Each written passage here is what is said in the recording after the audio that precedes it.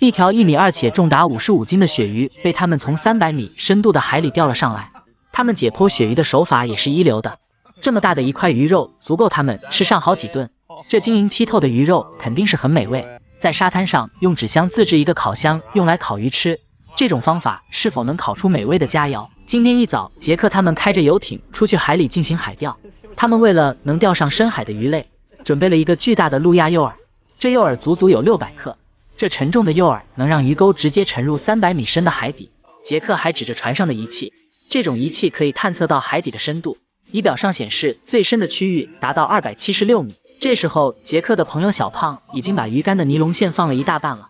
为了能让海底的鱼上钓，不停地抽动鱼竿，这样更加容易让海底的鱼类上钩。还没抽动几下，鱼儿就上钩了。从他用力的程度来看，这条鱼肯定很大，要想把它搞上船，肯定要费很大的力气。杰克就在一旁看戏，并为他加油。另外一个杰克的朋友已经把鱼竿的绳索放完了，但是还没有上鱼。小胖大约收回2/3的绳索，杰克的朋友就跳下水查看是什么鱼货。从水下拍摄，发现是一条大嘴巴鳕鱼，拉近发现是一条体型巨大的鱼，让杰克惊叹不已。小胖费了9牛2虎之力才把它拉上船，连小胖也不能轻易的把它拿起来，这重量可想而知。这条鱼的眼睛已经凸了起来，为了把它抬起来，杰克也帮忙抬起鱼的尾巴。这条鱼的头部和小胖的头形成了明显的对比，特别是形态的对比特别明显。为了把这一刻记录下来，2个人和一条鱼就这样形成了一个独特的画面。因为这条鱼已经受重伤了，放回到大海也活不了，只好拿回去做菜吃，这也是为了减少浪费。他们把船拖回到营地，就开始从船上把鳕鱼拿下来。小胖用绳索把鱼的鱼鳃绑起来，方便鱼抬起。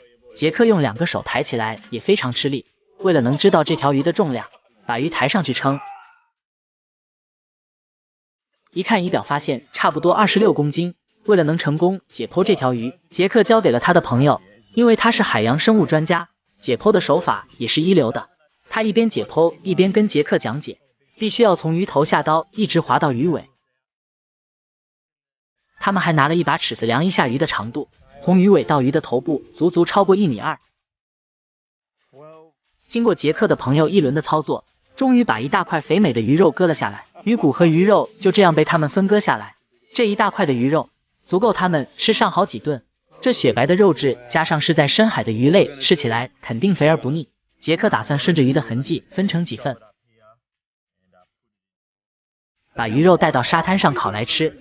带上烧烤的炉具和鱼肉，就来到了沙滩上。小胖把肉切成了一片一片，把鱼肉和番茄放在一起煮，还放了几根花菜。煮好的鱼肉就放在沙滩上，3个人围在一起吃。吃起来这种鱼的肉质非常有嚼劲，毕竟这鱼生活在300米左右的区域，承受着强大的水压，肉质肯定比较紧实。3个人吃饱后就开着游艇去海里捕捉龙虾。杰克和他的朋友穿好潜水服，就开始沉下水寻找龙虾。在礁石的石缝里发现了一条小鲨鱼正在觅食，为了不打扰鲨鱼，他们只好在另一旁寻找。